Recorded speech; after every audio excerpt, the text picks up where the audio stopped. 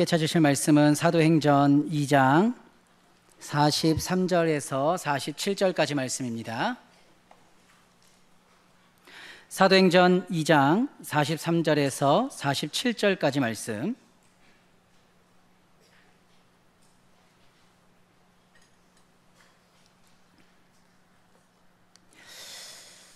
제가 읽도록 하겠습니다.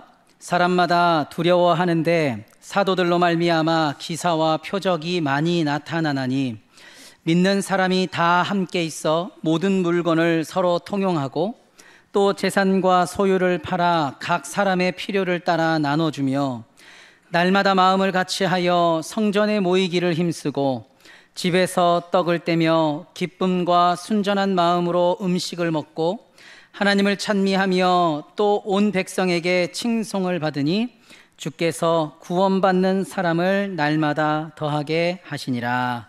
아멘. 예, 오늘 또 이렇게 주일 오전 설교를 하게 됐습니다. 이렇게 부교육자에게 있어서요, 그 주일 오전 설교가 꽤나 좀 부담스러운 자리입니다. 이게 부담스러움과 동시에 또 한편으로는 또 되게 감사한 자리이기도 하고요. 그래서 목사님께서 3주간 출타하시면서 우리 부목사님들이 돌아가면서 또 이렇게 설교를 하게 되었는데, 이게 또 상황이 맡으신 사역들이 시간이 또 이렇게 있어서 일정을 조율하다가 제가 이렇게 2번이나 하게 됐습니다. 그래가지고 배려해 주신 것 같기도 하고 이래저래 감사하며 또 그러나 거룩한 부담으로 생각하면서 함께 말씀을 함께 나누게 되었습니다.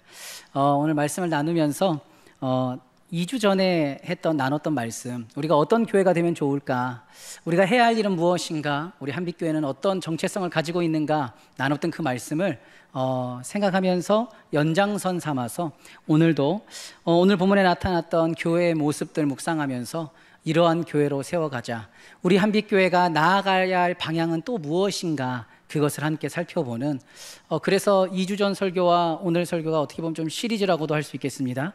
그래서 오늘로써 이제 한빛교회가 어떤 교회인지 우리가 함께 깊이 묵상하는 시간이 될 수 있으면 좋겠습니다. 그래서 또다시 복습을 한번 해야 될 것 같습니다. 25년 우리 교회의 표어가 뭔가? 표어가 뭡니까? 안 보고 말씀하신 거 맞죠? 네. 옆에 적혀져 있습니다만 이제 벌써 8월입니다. 그래서 이제 상반기를 다 보냈고 하반기를 시작하는 입장에서 우리 교회는 어떤 교회가 돼야 될까? 우리가 추구하는 게 뭐냐? 그것을 한번 생각할 때 주 안에서 성전이 되어가는 교회다라고 우리가 이게 참 막힘없이 말할 수 있는 그런 한 해가 되어야 되지 않겠나 싶습니다. 그뿐만 아니라 저번에 이제 우리 교회가 어떤 교회냐, 한빛교회가 어떤 교회냐, 그것을 함께 나눴었는데 한빛 이렇게 해서 앞자를 따가지고 말씀을 나눴었습니다. 2주 전 말씀인데 혹시 기억에 나시는 분 계십니까? 한빛교회는 예, 그렇고 빛, 예. 몇몇 분은 얘기해 주시고요. 몇몇 분은 이게 뭐더라 이렇게 하시는 분이 있는데요. 저 뒤에 문이 하나 있어요. 우리 교회 본당에 문이 있는데 저 문이 좀 마법의 문 같은 문입니다. 그래서 이게 말씀을 듣고 도전도 받고 오늘 은혜 받았다, 너무 감사하다 하고 문을 딱 열면 나가면서 이게 뭐더라? 라고 까먹는 참 신기한 마법의 문 같은 역할을 합니다. 그래가지고 한 주간 동안 무슨 소리더라, 지난주에 말씀이 뭐더라, 이렇게 기억이 잘 안 나는 경우들이 있는데요. 그래도 한 가지라도 마음 가운데 새기시면서 오늘 이 말씀을 붙들고 한 주를 살아가실 수 있으면 좋겠습니다. 그래도 여러분들을 좀 위로하면서 한 가지 말씀을 드리자면 2주 전의 말씀이었으니까요. 2주 전에 월요일 날 아침은 안 드시는 분 계실 수 있으니까 점심에 드셨던 반찬 기억나신 분 계십니까? 2주 전 월요일 반찬, 점심 반찬 잘 기억이 안 나요. 이게 이렇게 짜여져 있는 거 아니면. 그래도 우리가 그 음식을 먹고 살이 찌고 우리가 그 음식을 먹고 건강을 유지하지 않습니까? 그래서 2주 전 말씀 다 기억 못하더라도 그러나 그 들음을 통하여서 우리의 믿음이 성장한다, 우리의 신앙이 장성한다라는 사실을 좀 기억하면서 나름의 좀 위로를 좀 얻으시면 좋겠다 싶습니다. 그렇다고 오늘 문 밖에 나서면서 이제 다 까먹자 이런 건 아니고요. 그래도 한 가지라도 좀 기억하면서 우리 한빛교회는 어떤 교회가 돼야 될까? 함께 묵상하면서 함께 고민하면서 우리 한빛교회를 세워갈 수 있는 여러분들이 되었으면 좋겠습니다. 그때 사행시를 한번 보여드렸어요. 오늘도 사행시를 보면서 이제 완성하는 단계로 나가야 될 것 같습니다. 사행시 한번 보여주시죠. 한빛교회 해서 저번에 한빛을 했습니다. 그리고 오늘은 교회를 할 차례예요. 그래서 어떻게 또 감사하게 2번 할 수 있게 돼서 오늘 마무리를 지을 수 있겠습니다. 자, 그러면 처음부터 끝까지 이제 이건 외운다 생각하고 이건 외우셔야 돼요. 그래야 한빛교회가 어떤 교회예요? 라고 물어보면 여러분들이 대답은 할 수 있어야 될 거 아닙니까? 우리 교회는 이런 교회입니다. 그 어떤 교회인데요? 우리 교회는요. 잠깐만. 이렇게 하면 안 되니까 그래도 이왕이면 우리 한빛교회가 나아가야 할 방향, 우리의 정체성이라고 하니까 이것을 좀 숙지한다 생각하시고 같이 한번 읽어보면 좋겠습니다. 한번 읽어보겠습니다. 시작. 한 영혼을 사랑함으로 그리스도께 인도하여 빛을 비추며 제자를 양육하고 훈련하여 교제와 봉사를 통해 하나님과 이웃을 섬기며 회중이 하나 되어 하나님을 찬미하는 한빛교회 함께 세워갑시다. 아멘. 그래서 기억 잘 나시라고 하나도 토시도 틀림없이 똑같은 걸 준비해 왔습니다. 복습하려고요. 한 문장 넘겨주시면 우리 한빛교회가 어떤 교회였는가 우리가 그것을 알 수 있는데 한빛 했었죠? 저걸 저번에 한번 보여드렸습니다. 기억이 나시는 분이 있는가 모르겠습니다. 그래서 한이라고 하니까 한 영혼을 사랑하는 교회였다. 그때는 3가지로 말씀드렸어요. 빛을 비추는 교회가 되자, 제자 삼는 교회가 되자, 이렇게 말씀을 드렸습니다. 그러면 오늘 본문에 나타난 이 교회의 모습을 보면서 한빛교회는 어떤 정체성, 어떤 방향을 가지고 나아가야 될까? 그것을 함께 묵상했으면 좋겠습니다. 이것도 역시 제가 하는 말이 아니라 우리 홈페이지에 우리 교회가 이미 예전부터 방향성, 우리의 정체성이라고 이렇게 기록해놨던 내용입니다. 그것을 다시 한번 묵상한다 생각하시고 오늘 함께 우리 교회를 함께 세워가실 수 있는 기회가 되길 바랍니다. 오늘 본문을 보시면 교회의 모습이 나타납니다. 이 교회는 예수님께서 부활 승천하시고 나서 얼마 지나지 않은, 그러니까 초대교회의 모습이에요. 그런데 초대교회의 모습이 어떠했는가? 43절부터 47절까지의 말씀을 보면 이런 게 기록되어 있습니다. 믿는 사람들이 다 함께 있었다. 모든 물건을 서로 통용했다. 재산과 소유를 팔았고 그 사람의 필요를 따라서 나눠주었다. 날마다 마음을 같이 했다. 성전에 모이기를 힘썼다. 집에서 떡을 뗐고 기쁨과 순전한 마음에 음식을 먹었고 하나님을 찬미하고 온 백성에게 칭송을 받았다. 어떤 것 한 구절도 빼놓을 수 없을 만큼 정말로 다 중요한 표현들을 하고 있습니다. 그래서 오늘 본문에서 나타나는 이 교회의 모습은요, 이 모든 모습들이 만약에 우리 교회에 나타난다면, 우리 한빛교회에 나타난다면 우리 한빛교회가 좋은 교회겠습니까? 안 좋은 교회겠습니까? 이건 두말하면 잔소리 같아요. 진짜 여기는 어떻게 교회가 가져야 될 모습을 다 기록하고 있는지 모르겠어요. 그래서 오늘 이 말씀을 살펴보면서 우리 한빛교회는 어떤 교회인가? 우리 교회는 정말 이 초대교회가 가지고 있었던 그 모습들을 가지고 있는가 점검도 해보고 그리고 또다시 도전도 받아보는 그러한 시간이 되기를 소망합니다. 그러면 오늘은 교회 이렇게 해서 말씀을 나눠볼 거니까 굵기는 2가지인데요.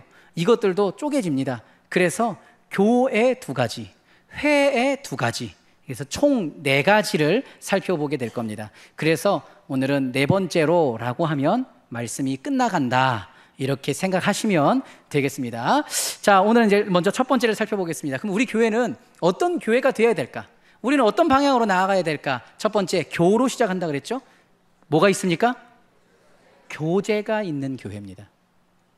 교회 안에는요, 말씀이 있고 아버지 하나님의 성령 충만함이 있는 것들 다 당연하게 아실 거예요. 그런데 이 교회 안에 또 중요하게 있어야 되는 것이 있는데 그것이 무엇이냐면 교제라고 말하고 있습니다. 46절 말씀을 보겠습니다. 46절 말씀에 이렇게 기록하고 있어요. 날마다 마음을 같이하여 성전에 모이기를 힘쓰고, 어디에서 떡을 뗍니까? 집에서 떡을 떼며 기쁨과 순전한 마음으로 음식을 먹고, 이렇게 언급하고 있습니다. 집에서 떡을 뗀다라는 것이 무슨 표현일까? 그냥 단순히 집에서 맛있는 음식을 먹는가? 이것만 말하지 않습니다. 오늘 본문에서 말하는 집에서 떡을 뗀다라는 이 표현은요, 그 안에서, 가정에서 또는 사석에서, 사적인 모임에서 성도들이 함께 받았던 그 은혜, 받았던 그 기쁨을 함께 나눈다라는 그러한 표현을 가지고 있습니다. 그래서 앞에 성전에 모이기를 힘쓰고 뒤에 나오는 거예요. 성전에 모이기를 힘쓰고 집에서 떡을 뗀다. 교회는 공적인 모임이 있고 사적인 모임이 있습니다. 오늘 이 자리에 여러분들이 나와서 예배 드리시는데요, 이 예배를, 우리는 주일 예배를 공예배라고 불러요. 공적인 예배다, 우리가 함께 공적인 이유로 모이는 곳이다, 그러한 예배다라고 말하거든요. 그러니까 우리는 성전에 모여서 아버지 하나님 앞에 모여서 하나님의 말씀을 듣고 그 아버지 하나님의 말씀이 무엇인가 마음 가운데 새기는 시간들이 필요한 겁니다. 그런데 이렇게 딱 1시간 정도, 1시간 반 정도 예배 드리고 이제 문 밖을 나서면 그야말로 그것으로 내 성도의 본분을 다 했는가? 그것으로서 우리 성도의, 우리 교회의 모습이 완벽하다고 할 수 있는가? 근데 그게 아니라는 거예요. 왜냐하면 공적인 모임이 있고, 그리고 그 공적인 모임 이후에 우리의 삶의 터전에서 우리는 사적인 모임들을 이어가야 한다라고 말하고 있거든요. 그러면 이 사적인 모임에서는 무엇을 말하느냐? 앞에서도 제가 잠깐은 언급은 했어요. 여러분들 사적인 모임에서 무엇을 나눌까요? 삶의 터전에서, 가정에서 떡을 떼면서 뭐 합니까? 너 오늘 누구 만나고 왔노? 그 가방 예쁜데 그 가방 어디서 샀노? 신발 되게 좋아 보이네. 그 신발 나 주면 안 되나? 뭐 이런 식의 얘기를 하느냐? 이런 사담을 나누는 것을 교회에서 말하는 사적인 모임이라고 말하지 않습니다. 성경에서 집에서 떡을 뗐다, 사적인 모임을 갖는다, 성도의 교제를 한다라고 할 때 이 말은 그냥 사담만을 이야기하는 것이 아니라 우리가 아버지 하나님으로부터 받았던 그 은혜, 그 말씀을 새기고 나서 그것을 가지고 우리의 삶에서 살아가면서 경험한 하나님, 그 하나님에 대한 은혜를 성도 간에 교제하며 나누는 것입니다. 떡을 떼면서, 식탁의 교제를 나누면서, 때로는 시간을 함께 하면서, 일부러 사석에서, 일부러 가정에서 시간을 내어서 교제하는 거죠. 일주일에 한 번 예배드리는 것으로 우리의 신앙생활을 끝내는 것이 아니라 여러분이 있는 가정에서, 여러분이 있는 직장에서, 또는 여러분이 있는 삶의 터전 그 곳곳에서 예수 그리스도를 끊임없이 묵상하는 삶을 살아가는 것, 그것을 교제의 삶이라고 말하고 있는 겁니다. 그래서 우리가 첫 번째로 교제가 있는 교회가 되어야 된다고 하지 않았습니까? 그러면 교제가 있다라는 말은 조금 더 발전시켜 보면 예배가 있는 교회가 되어야 된다는 말이에요. 이 교제는 그냥 사담만이 아니라고 그랬습니다. 아버지 하나님의 은혜를 나누는 시간이 필요하다고 했어요. 그래서 삶에서, 가정에서도 예배가 필요하고, 여러분의 직장에서도 예배가 필요하고, 여러분이 어디에 있든지 간에 그곳에서 하나님과 교제하는 그 예배가 필요한 겁니다. 그런데 그 예배를 풍성하게 하기 위해서 성도들의 만남들이 함께 이루어지는 거예요. 우리 교회에 사랑방 모임이 있어요. 여러분들 사랑방 모임 그러면 가야 되겠습니까? 안 가야 되겠습니까? 예, 대답을 잘해주셨어요. 사랑방 모임 가셔야 됩니다. 사랑방에 아직 이게 안 간다 하시는 분은 사적인 모임이 중요하다고 했다고 하니까 사모하는 마음으로 한번 가보세요. 거기에 가서 하나님의 말씀을 함께 나눌 때, 그리고 기도의 제목들을 나누면서 서로 기도할 때, 거기에서 공적인 예배에서 또 발견하지 못했던 또 다른 은혜를 발견할 수 있거든요. 그런데 그 모습이 어디에 있었냐면 우리가 오늘 본문에 살펴보고 있는 초대교회에 나타났다는 거예요. 초대교회 안에서는 서로 집에서 떡을 떼면서 그곳에서도 예수 그리스도께 받았던 그 은혜를 끊임없이 지속적으로 항상 나누었다라는 그런 의미입니다. 그래서 제가 소망하기는 이 초대교회에 나타났던 이 모습이 오늘을 살아가고 있는 우리 한빛교회 가운데, 여러분의 삶 가운데 그대로와 동일하게 드러날 수 있기를 소망합니다. 그래서 우리 교회가 교제가 있는 교회, 한빛교회 어떤 교회입니까? 교제가 있는 교회예요. 예수 그리스도의 은혜가 끊이지 않는 교회예요. 그 은혜를 끊임없이 나누는 교회예요 라고 말할 수 있는 그런 교회가 될 수 있기를 주님의 이름으로 소망합니다. 두 번째입니다. 그러면 우리 교회는 교제가 있다고 했습니다. 그리고 동시에 무엇이 있는가? 봉사가 있는 교회입니다. 아까 여러분들 사행시 보셨어요. 교제와 봉사가 있다, 그렇게 되어 있거든요. 그러면 이 봉사가 무엇인가? 이 성도의 봉사란 무엇일까? 오늘 본문을 보시면 돼요. 오늘 본문 44절과 45절 말씀입니다. 44절 45절에서 이렇게 기록합니다. 믿는 사람이 다 함께 있어 모든 물건을 서로 어떻게 합니까? 통용해요. 나눈다는 거거든요. 근데 이것이 단순히 나눈다기보다 이게 주고받는 겁니다. 그래서 모든 물건을 통용하고 또 재산과 소유를 팔아서 각 사람의 필요에 따라서 또 어떻게 합니까? 나눠줍니다. 오늘 말씀도 좀 어렵네요. 성도의 봉사가 나타나는데요, 이 성도의 봉사의 모습은 무엇이냐면 기꺼이 내 것을 나누어 주는 것이었습니다. 내가 가진 것을 필요에 의해서 필요한 사람에게 기꺼이 나누어 주고, 그리고 그것에 대해서 함께 기쁨을 누릴 수 있는 것, 그것을 성도의 봉사라고 말하고 있습니다. 오늘 이 자리에도 교회를 위하여서 또 하나님을 위하여서 봉사하시는 분들이 많이 계십니다. 그런데 여러분들 봉사하시면서 여러분들 마음 가운데 날마다 기쁨이 넘쳐나십니까? 또 대답을 아무도 안 하셨는데. 우리가 봉사하는 것은 사실상 하나님의 거룩한 부르심에 응답하면서 그 마음에 어떠한 뜨거움이 생기니까 봉사하지 않겠습니까? 그런데요, 봉사라는 게 시간이 지나다 보면 이게 꼭 자발적으로 되지만은 않더라고요. 오늘 본문에서는 물건을 통용하고 나눌 때 가장 필요한 핵심적인 요소로서 자발적으로 나누는 것, 그 누군가가 강제로 그렇게 해라, 물건을 팔아라, 내놔라, 그렇게 해서 봉사하는 것이 아니라 내 주변을 살펴보고 함께 은혜를 나누면서 저 사람을 도와야 되겠다, 내가 교회를 위하여 헌신해야 되겠다, 하나님을 찬양해야 되겠다라고 하는 이런 자발적인 마음들이 막 뜨겁게 일어났다는 것이거든요. 그런데 우리의 모습을 한번 살펴보자는 겁니다. 모르겠어요. 여러분들은 아주 기쁘게 봉사하시는 것 같아요.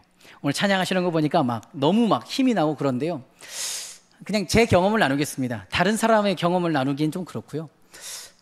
저도 지금은 이제 목사니까요, 아침부터 저녁까지 당연히 교회에서 봉사하는 것 당연한 거 아니겠습니까?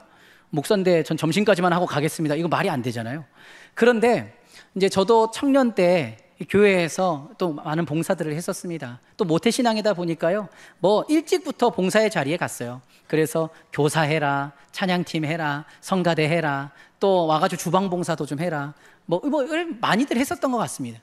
그렇게 기쁜 마음에 불러주는 곳이 있으니까 너무 감사한 마음에 갔는데요, 근데 이게 시간이 좀 지나니까 이게 퇴색이 되는 것 같아요. 조금 힘들어집니다. 그래서 아침에 이제 봉사하려고 이제 교회 가야지 하고 눈을 딱 떠서 가면 한 아침 9시 전부터 갑니다. 9시 전부터 교회에 가요. 그리고 나서 예배 드리고 봉사하고 쭉 시간을 보내다 보면 5시, 6시, 그때 당시엔 저녁 예배도 있었습니다. 그래서 저녁 예배를 드려야 되니까 그 사이에 잠깐 모임도 하고 또는 잠깐 쉬지만 집에는 갈 수가 없고, 그렇게 해서 시간을 보내다가 저녁 예배까지 드리고 집에 가면 9시가 넘어요. 그러니까 9시에 나왔다가 9시, 10시 돼가지고 집에 들어가는 겁니다. 12시간 정도 교회에서, 하나님의 집에서, 성전에서 하나님을 위해 일했으니까 제 상태가 어떨까요? 너무 기쁘고 역시 오늘도 하나님께서 나한테 은혜를 주셨어, 너무 감사해, 너무 좋다, 진짜 기대가 된다, 이래야 되는데 저는 조금 다른 모습들이 보여지더라고요. 집에 가는 제 모습을 보니까 끝났다, 집이구나, 드디어 아이고 오늘도 안 죽었구나, 이런 얘기를 하면서 집에 터덜터덜 들어가는 제 모습을 발견한 거예요. 그렇게 하다 보니까 어떤 생각이 드냐면, 이거는 내가 살자고 하는 것 같은데 죽었어, 안 되겠다, 그만둔다고 해야 되겠다. 그래가지고 목사님을 찾아갔어요. 그래 목사님 찾아가지고 결단을 내리면서 목사님께 선언하는 겁니다. 목사님, 저 이제는 제가 죽겠으니까 아무것도 못하겠습니다. 저 다 내려놓으랍니다. 뭔 소리고? 안 됩니다, 내가 살아야 됩니다 하고는 그냥 집어 던지듯이 아무것도 못하겠다고 하고 다 내려놨어요. 그리고 나서 그 다음 주에 예배를 드리는데 전화도 하지 마세요. 막 전화도 안 받아요. 그리고 나서 예배 드리는데 예배 딱 한 번 드리고 집에 가니까 살겠는 거예요. 너무 좋아. 야, 주일이 이렇게 홀가분할 수 있었나? 주일이 이렇게 은혜로웠나? 막 그런 생각에 예배를 그렇게 가볍게 드리고 돌아갔습니다. 근데 이것이 몇 주 지나고 나니까요, 마음 가운데 또 이런 생각이 들어요. 말씀을 들을 때마다 하나님께서 나를 사랑한다, 나에게 은혜를 베풀어 주신다, 그런 이야기들을 계속 말씀해 주시는데 그 말씀을 듣다 보니까 계속해서 이런 생각이 드는 거죠. 아, 그래, 뭐 다 내려놓는 것이 마냥 기쁜 일이 아니다. 나도 내가 할 수 있는 영역에서 하나님을 위해 섬기며 봉사하고 싶다라는 생각이 또 드는 거예요. 그래가지고 고민을 하게 됩니다. 어떻게 됐냐면 오늘 설교 제목이 뭔지 아십니까? 오늘 설교 제목, 근심이냐 기쁨이냐. 그래서 막 이렇게 다니는데 또 생각이 좀 봉사를 해야 되나? 잠깐만, 계속 하라고 하는 것 같은데, 이런 생각이 드니까 저 스스로 생각을 한 거죠. 호세야, 정신 차려라. 지금 가서 또 봉사했다간 큰일 난다. 얼마나 편하노? 막 이런 생각을 계속 막 하는 겁니다. 그런데 또 한편으로는 야, 그래갖고 되겠냐? 계속해서 하나님께서 은혜를 베풀어 주시는데 봉사의 마음 일어나지 않냐? 막 이게 나 혼자서 막 계속 싸우는 거예요. 그러니까 근심을 했다가 잠깐만, 이게 기쁨이 맞나? 막 이런 고민들을 했던 거죠. 여러분들의 봉사의 자리에서 여러분의 자리를 한번 돌아보셨으면 좋겠어요. 어떤 상태입니까? 근심이 쌓이는 상태입니까? 아니면 기쁨이 넘치는 상태이십니까? 오늘 본문에서 초대교회의 모습을 기록하기를 이들이 자신의 것을 나누었어요. 자신의 소유를, 심지어 자신의 소유를 팔아서 다른 사람에게 그것을 필요에 따라 나누어 주었거든요. 그런데 거기에서 힘들고 어려워졌다라고 말하는 것이 아니라 거기에 기쁨이 있었다. 그들의 순전한 마음이 주님 앞에 드려졌다라고 그렇게 기록하고 있는 겁니다. 그러니까 봉사라고 하는 것에는요, 참 놀라운 원리들이 좀 있는 것 같아요. 어떻게 보면 좀 기적 같아요. 막 퍼주는데, 계속해서 막 고갈이 일어나는 것처럼 막 쏟아내는데, 그런데 하나님께서 한없이 부어주시는 은혜가 있거든요. 이건 뭐 그냥 제 경험담이에요. 그렇게 봉사를 하다 보니까 고갈이 일어나는 것 같았는데도, 쓰러질 것 같은데도 쓰러지진 않더라고요. 참 신기하게 또 하나님이 또 그때그때 세워주세요. 그러면서 고민하는 게, 다 내려놓는 것만이 답은 아니구나. 오히려 내가 하나님을 위하여서 섬길 수 있다라는 것, 내가 누군가를 위하여서 기도할 수 있다라는 것, 이것이 너무나도 기쁘고 즐거운 일이구나. 이것을 통해서 우리 교회가 아름답게 세워져 가는구나. 그것을 알 수 있게 됐다니까요. 거짓말 같죠? 거짓말 같잖아요. 그러면 한번 해보세요. 속는 셈 치고 하나님을 위해서 한번 봉사해보세요. 그러면 힘은 들어요. 근데 이게 봉사하다 보면 그냥 이게 너무 수고가 많으세요, 이런 얘기 들으면 좋은데, 또 주변에서 니만 잘났냐? 이렇게 얘기하시는 분이 있어요. 막 열심히 봉사하고 있는데 그건 그렇게 하는 게 아니지, 막 이렇게 뭐라 하시는 분이 있거든요. 내가 뭐 돈 받는 것도 아니고 내 에너지 써, 내 시간 써, 때로는 내 물질까지 써가면서 봉사하고 있는데 옆에서 누가 뭐라고 하면 소위 말하는 그 마음에 막 불편함들이 막 쌓이기 시작합니다. 내가 이렇게까지 욕먹어가면서 봉사할 필요가 뭐가 있을까? 내가 이러면서까지 교회 위에서 헌신할 필요가 있는가? 그냥 다 내려놓지 뭐. 아쉬운 사람이 하라 해. 뭐 이런 생각까지 들 수 있거든요. 그런데 제가 내려놔 보니까 그러나 그것이 또 답이 아니더라고요. 하나님께서는 우리에게 계속해서 섬길 수 있는 기회와 그것을 통한 은혜를 부어주시더라고요. 그래서 오늘 본문에서는요, 우리가 어떻게 이렇게 물건을 통용하고 성도의 봉사가 가능하게 되는가, 내 소유를 팔아서까지 다른 사람을 돕는 이 일이 어떻게 가능한가를 오늘 본문에서 말해주고 있습니다.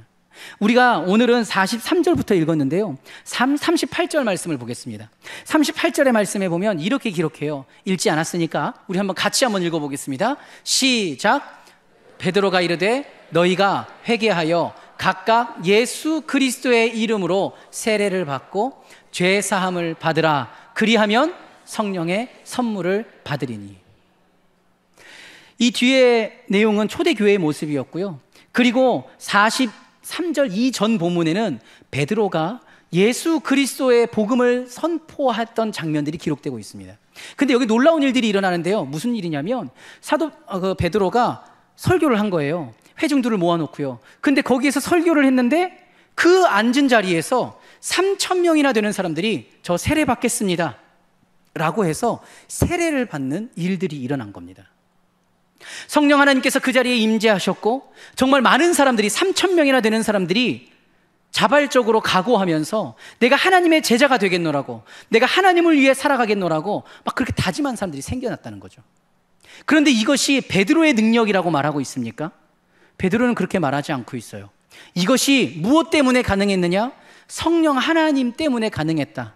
성령의 선물을 받음으로 인하여서 가능하게 된 것이다 라고 말하고 있습니다. 예수 그리스도의 이름으로 세례를 받고 죄사함을 받으라. 그리하면 성령의 선물을 받으리니 그러하면 이러한 일들이 나타날 것이다. 그러면 성령의 선물이 뭐냐는 거죠. 여러분, 성령의 선물이 뭐라고 생각하십니까? 세례 받고요, 신앙생활하면 성령의 선물을 받는데요. 성령의 선물이 뭘까요? 우리가 생각할 땐 좀 그런 것 같아요. 좀 예지력도 좀 생기고요, 미래를 좀 예언할 수 있는 능력도 좀 생기고, 다른 사람 보면 마음도 꿰뚫어 볼 수 있는, 이게 뭐랍니까? 이게 영안 같은 것도 좀 열리고, 그래서 또 때로는 이렇게 살짝 만졌는데 그 사람 아픈 부위도 다 낫고, 막 치유의 은사, 막 이런 능력들이 막 생기기를 바라는 분도 있는 것 같아요. 물론 그런 능력도 하나님이 주실 수 있습니다. 왜냐하면 하나님은 전지전능한 분이니까 불가능함은 없어요. 그런 것도 주실 수 있어요. 그러나 오늘 본문에서 적어도 베드로가 언급했던 성령의 선물이라고 하는 것은 어떤 그런 파워풀한 것, 눈에 보여지는 능력, 이런 걸 얘기하는 게 아닙니다. 여기서 말하는 것은 무엇이냐면, 원어를 보시면 성령의 선물이라고 하는 이 단어가 이 속격이 아니라 동격으로 이렇게 기록되어 있어요. 무슨 말이냐면, 성령의 선물로 번역은 해놨습니다만 성령의 선물이 아니라 성령이 곧 선물이다 라고 기록해져 있다고요. 동격, 같은 걸로요. 그러니까 우리가 세례를 받고 예수 그리스도의 제자가 되어서 우리가 하나님 앞에서 말씀을 듣고 살아가면 어떻게 되냐면, 하나님께서 우리에게 선물을 주시는데 성령 하나님 그 자체를 우리에게 선물로 주시는 겁니다. 그래서 그런 표현이 있잖아요. 성령 충만하다. 그러니까 예수 그리스도를 믿고 살아가면 우리에게 성령 충만함이 주어지는데요. 근데 이 성령 충만함이 곧 섬김과 봉사가 가능하게 하는 힘이다. 다시 말하면 하나님으로 받은 그 은혜가 다른 일을 섬기게 하고, 하나님으로 받았던 그 은혜가 다른 사람을 살리는 일에 힘쓰게 한다는 거예요. 때로는 싫은 소리도 듣지만, 때로는 그게 너무나도 힘들게 느껴지지만, 때로는 과부하가 걸리는 것처럼 주저앉고 싶을 때도 있을 수 있으나, 그러나 또다시 돌아봤을 때에는 하나님께서 우리에게 주신 분명한 은혜가 있기 때문에, 성령 충만함의 그 은혜 때문에 이 봉사를 내려놓는 것이 아니라 오히려 교회를 섬기고 내 지체들을 섬기고 그들을 위하여서 수고하게 된다는 것이죠. 그리고 그것이 초대교회에 나타났다는 겁니다. 그러면 이것을 다시 한번 끌어옵니다. 적용합니다. 그러면 한빛교회, 어떤 교회냐? 우리 교회도 성령 충만함이 있는 교회가 되기를 소망합니다. 그래서 우리 교회에도 교제가 넘쳐나고 봉사와 섬김, 나눔들이 넘쳐나는 그러한 교회가 될 수 있기를 주님의 이름으로 소망합니다. 아멘 하셨죠? 이제 내 주변을 위해서 한번 돌아보세요. 교회 다니실 때 신앙생활은요, 혼자 하는 게 아니에요. 어떤 분들은 그냥 나만 와서 예배 딱 드리고 돌아가면 끝이겠다 하시는 분도 있을 수 있는데요, 사실상 교회는요, 함께 하는 곳입니다. 그래서 내 믿음이 오늘은 조금 컨디션이 좋아. 그런데 내 주변을 살펴보니까 좀 힘들어하는 사람이 있어요. 그럼 어떻게 해야 될까요? 아이고, 이렇게 그래서 가면 되는 게 아니에요. 손을 내밀라는 겁니다. 도움을 주고 그들과 함께 일으켜 세워주면서, 그래서 이 교회를 예수 그리스도의 몸된 교회답게 건강하게 세워가자는 거예요. 힘이 있으신 분은 손을 내밀어 주세요. 그런데 때로는 힘이 빠질 때도 있습니다. 그러할 때는요, 혼자 고민하지 마시고 손을 내밀어 보세요. 함께 신앙생활하는 사람들에게 도움을 청해 보세요. 그렇게 도와주고 도움을 받으면서 그것이 성도의 교제요, 그것이 서로의 봉사의 모습이기에 그러할 때 우리 교회가, 우리 한빛교회가 건강하게 세워질 줄을 믿습니다. 그래서 우리 교회는요, 다른 사람들이 볼 때 야, 이 교회는 진짜 은혜가 넘치더라, 갔더니 정말 다 자기 일인 것처럼 다 다가와서 도와주더라, 너무 감사가 넘치는 교회더라, 이런 평가를 좀 받을 수 있으면 좋겠어요. 달리는 말에 채찍질 한다고 하죠. 못해서가 아니라요, 잘하고 있더라고요. 제가 이 교회 온 지가 사실은 8개월밖에 안 됐습니다. 8년이나 된 게 아니라요, 얼마 안 됐어요. 얼마 안 돼가지고 아직 1년도 안 됐는데 사계절도 안 보내봤는데 딱 처음 교회 왔을 때 저희 집사람하고 이야기를 좀 나누면서 의견이 같았던 것이 있었어요. 그것이 무엇이냐면, 목사로 왔지만 그럼에도 불구하고 성도님들의 섬김과 성도님들의, 말이 꼬입니다, 성도님들의 이렇게 나누고자 하는 섬김의 자세들이 너무 잘 느껴지더라는 거예요. 그래서 참 이 교회가 건강한 교회구나, 참 감사가 넘치는 교회겠구나 라는 생각을 했어요. 그리고 8개월이 지났습니다. 그리고 나서 다시 한번 돌아보니까 우리 교회가 어떤 교회인가, 잘하고 있더라, 그때 그 기억이 착각이 아니더라, 그런 생각을 하고 있습니다. 어떻게 성도님들도 그렇게 생각하고 계십니까? 예, 입 빨린 소리가 아니고요, 진짜 그렇더라고요. 그러나 달리는 말에 채찍질을 하는 겁니다. 여러분 너무 잘하고 계신데요, 그러나 정말 우리 교회가 나아가야 할 방향 생각하시면서 정말 내 것을 너무 아까워하지 마시고 이 또한 하나님의 은혜다 생각하시면서 내 주변을 돌아보시고 은혜를 나누시고 함께 이 교회를 세워가실 수 있는 사랑하는 성도님들이 되기를 주님의 이름으로 소망합니다. 이제 교 2가지가 끝났어요. 이제 회로 넘어갑니다. 회에서도 2가지가 있는데요, 그럼 우리가 어떤 교회가 되어야 될까? 회로 시작하잖아요.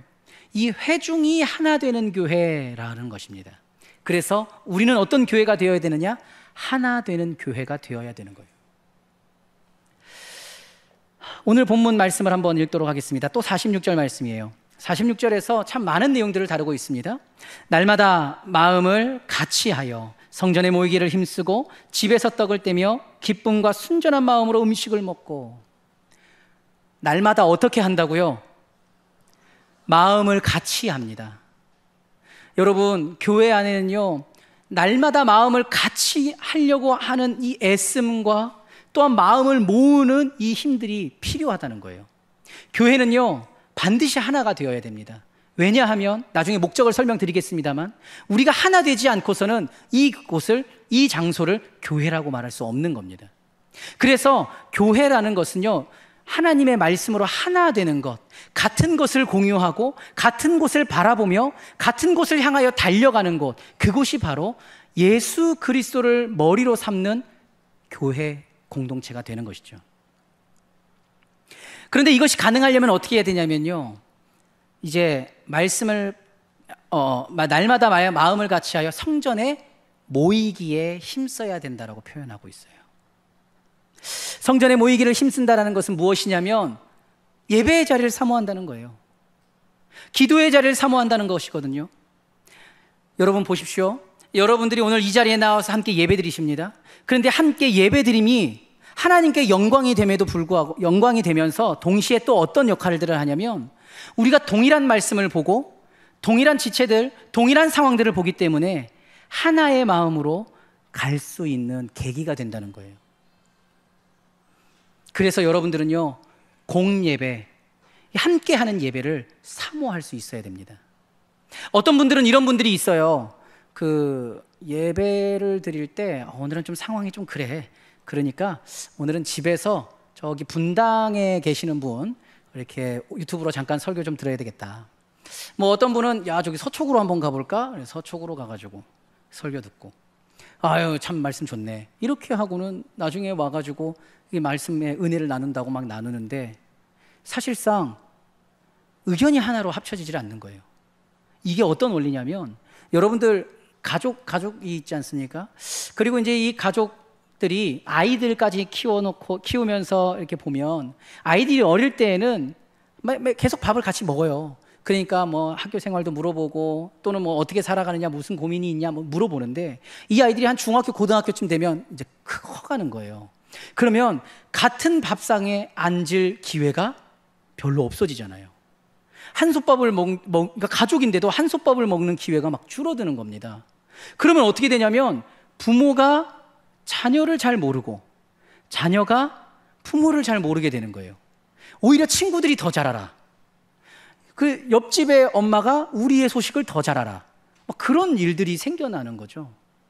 가족이지만 가족이라고 하면서도 어떤 고민이 있는지, 무엇을 바라보고 있는지 우리가 그것을 잘 모르게 된다는 거예요. 이 말이 무슨 말입니까?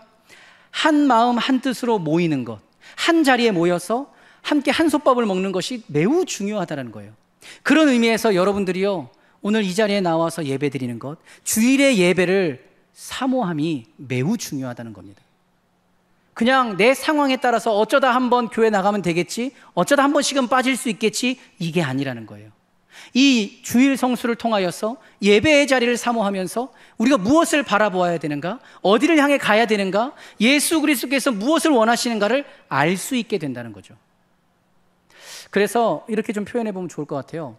그 매주 이렇게 설교해 주시는 담임 목사님의 설교를 집밥이라고 표현을 한다면요, 이제 어쩌다가 한 번씩 외부 강사들이 오잖아요. 그리고 또는 한 번씩 특강을 듣습니다.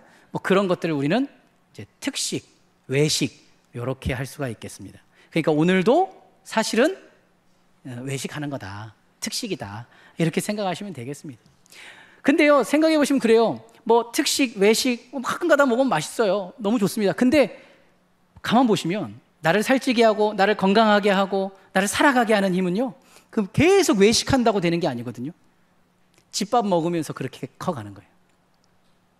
그래서 집밥이 매우 중요합니다. 어제 나온 거 오늘 또 나왔노? 이렇게 해도 집밥이 중요한 거예요. 무슨 말입니까? 담임 목사님의 설교, 우리가요 함께 들을 때, 그리고 그 자리를 사모할 때 같은 곳을 향해 달려갈 수 있게 되는 겁니다. 그것이 바로 하나가 되는 교회의 첫 걸음이에요. 사랑하는 성도님 여러분, 오늘의 말씀을 기억하시면서 우리 교회가 막 분열이 일어나고 막 우리 교회 막 서로 막 당파 싸움하고 막 네가 맞냐 내가 맞냐 손가락질 하지 마시고요. 물론 지금도 잘하고 있습니다. 그래서 지금 하고 계시는 것처럼 서로가 하나가 되기 위해, 서로가 한 마음 한 뜻이 되기 위해 모이기에 힘쓰고 자신의 것을 나누며 그렇게 예수 그리스도의 뜻을 실천하며 살아가시는 사랑하는 성도님들이 될 수 있기를 주님의 이름으로 소망합니다. 이제 마지막입니다. 그런데 이 교회라고 하면 하나가 되는 것이라고 말씀을 드렸어요. 근데 하나가 되는 것에는 목적이 있다고 했습니다. 그 목적이 어디에 있느냐면 그 목적이 결코 우리 사람에게 있지 않습니다. 두 번째가 무엇입니까? 하나님을 찬미하는 교회라는 거예요. 하나가 되어서 누구를 찬양하냐면 하나가 되어서 하나님을 찬양한다는 거예요. 우리가 한 마음 한 뜻이 되는 이유는 어떤 거대 정당, 거대 이렇게 세력들과 싸우기 위해서 빨리 힘을 뭉치자, 그런 개념이 아니라는 거예요. 우리가 한 마음 한 뜻이 되는 이유, 이 교회가 하나가 되어야 되는 이유는요, 오직 하나님을 찬양하기 위함에 있다. 다른 이유가 아니라 하나님을 온전하게 예배하기 위함에 있다. 우린 그것을 기억해야 됩니다. 그래서 46절 말씀을 다시 한번 볼게요. 46절 말씀에 이렇게 기록하고 있습니다. 날마다 마음을 같이하여 성전에 모이기를 힘쓰고. 어디에 모입니까? 성전에 모이기를 힘써요. 이때 당시에 초대교회 성도들이 왜 성전에 모였을까요? 저기서 말하는 성전은요, 그들의 예배의 자리가 아닐 때도 있어요. 근데 왜 성전에 모였냐는 거예요. 이들이 성전에 모인 이유는 율법을 지키기 위함이었습니다. 율법은 예수님께서 오신 이후에는요, 율법의 완성이신 예수 그리스도로 인하여서 상당 부분 많은 것들이 폐해졌어요. 그래서 율법을 꼭 지키지 않아도 되는 거예요. 율법에 매일 필요가 없는 존재가 되었습니다. 그럼에도 불구하고 초대교회 성도들은 율법을 지키기 위해 정시 기도거든요. 정시, 시간이 정해질 때마다 가서 기도했던 겁니다. 왜 그랬을까요? 율법에 매일 필요는 없지만 이 율법을 지킬 때 하나님과 더욱더 가까워질 수 있거든요.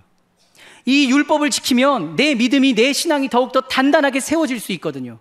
그래서 그들이 율법을 버린 것이 아니라 율법을 행하기 위하여 계속해서 성전에 모여들었다는 겁니다. 무슨 말일까요? 계속해서 예수 그리스도를 예배하기 위해, 그 하나님을 만나기 위해 힘쓰고 애썼다는 거예요. 여러분, 한마음 한뜻이 되는 최종적인 목적은 여기에 있는 겁니다. 하나님을 찬양하기 위함. 여러분이 하나가 되면 다른 사람이 나 위로해 주니까 내가 오늘 아주 좋은 위로를 얻고 돌아간다. 그것도 부차적인 목적이 될 수 있겠죠. 그러나 메인의 목적이 아니라는 거예요. 우리는 교회에 나오는 이유가요, 서비스를 받기 위해서 오는 것이 아닙니다. 여러분들이 여기에서 어떤 유익을 얻기 위해서 오는 곳이 아니라는 거예요. 교회는 오직 하나님을 예배하기 위하여 오는 것이거든요. 그런데 여기 있는 사람들이 서로 막 다 싸워요. 서로 뜻이 달라요. 그래서 제각기 자신의 뜻대로 하나님을 예배한다고 하면 하나님이 이 교회를 바라보시면서 어지럽다고 생각하시는 거예요. 교회가 예수 그리스도의 몸된 교회라고 하는데 어떻게 저렇게 서로 제각기 따로 놀고 있을까? 그러니까 하나님의 마음을 불편하게 만드는 거죠. 그래서 우리는 한 마음 한 뜻이 되어서 그 하나님을 온전하게 예배하는 공동체, 그런 교회가 되어야 한다는 것입니다. 말씀을 맺겠습니다. 오늘요, 교회, 이 두 가지 글자를 가지고, 오늘 본문을 가지고 우리 한빛교회가 어떻게 세워져 가야 할까, 우리는 무엇을 바라보며 나아가야 될까, 그것을 함께 살펴보았습니다. 그런데 좀 길었고 헷갈리잖아요. 그래서 다시 한번 이 사행시를 한번 보며 정리했으면 좋겠습니다. 한번 보시고 이제 이거는 외울 수 있으면 좋겠어요. 어떻게 외우냐? 사진 찍으시면 되죠. 사진 찍으시던지 아니면 이제 홈페이지에 들어가시면 지난 설교들 다 들으실 수 있거든요. 그래서 이 부분만 잠깐 보시면서 우리 한빛교회가 이러한 것을 추구해야 되겠구나, 우리 한빛교회가 이런 교회가 되어야 되겠구나, 함께 좀 새기면서 그렇게 나아가실 수 있으면 좋겠어요. 한 번 더 읽어보고 이제 말씀을 마무리하겠습니다. 한번 같이 읽겠습니다. 시작. 한 영혼을 사랑함으로 그리스도께 인도하여 빛을 비추며 제자를 양육하고 훈련하여 교제와 봉사를 통해 하나님과 이웃을 섬기며 회중이 하나 되어 하나님을 찬미하는 한빛교회 함께 세워갑시다. 아멘. 오늘은 교회 두 글자를 가지고요, 교제와 봉사가 있는 교회, 그리고 회중이 하나 되어 하나님을 찬미하는 교회가 되자고 권면을 드렸습니다. 오늘의 이 말씀 기억하시면서 정말 작은 것 하나에서부터 변화가 일어납니다. 그래서 삶의 터전에서 내가 할 수 있는 것, 내가 나눌 수 있는 것, 내가 누군가를 도울 수 있는 것이 무엇일까 고민해 보시면서 이 말씀을 지키려고 부단히 애쓰시며 살아가시는, 사랑하는 우리 한빛교회 성도님들이 될 수 있기를 주님의 이름으로 소망합니다.